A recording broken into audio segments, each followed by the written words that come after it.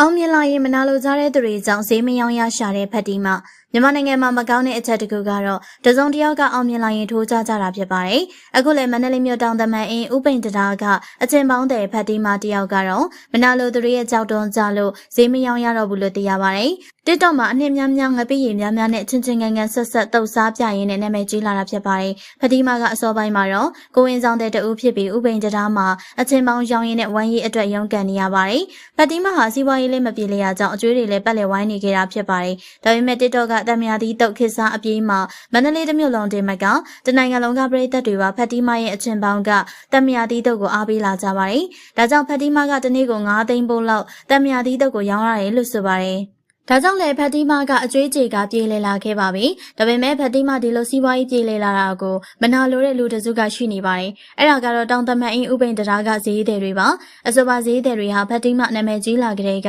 ဈေးမယောင်းရတော့ဘူးဆိုပြီးဖက်တီးမကိုရန်ညှိုးထားပါတယ်။အခုတော့ဖက်တီးမရောင်းတဲ့တံမြာတီကကျမ်းမာရေးနဲ့မညီညွတ်ဘူး။တန်ရှင်းမှုမရှိဘူးဆိုပြီး FDA ကိုတိုင်ကြားလို့အခုဆိုရင်တော့ဖက်တီးမရဲ့အချင်းပေါင်းဆိုင်လေးကိုပိတ်လိုက်ရပြီလို့သိရပါတယ်။ဒါအပြင်အကောက်ခွန်ဌာနကိုလည်းတိုင်ကြားထားတာကြောင့်ဖက်တီးမက390ဖို့အခွန်ဆောင်ရတော့မယ်လို့သိရပါတယ်။ဒါကြောင့်ဖက်တီးမတယောက်အောင်မြင်လာပြီးရဲ့နောက်မနာလိုသူလူတစုကြောင့်ငိုယိုနေရပြီပဲဖြစ်ပါတယ်ရှင်။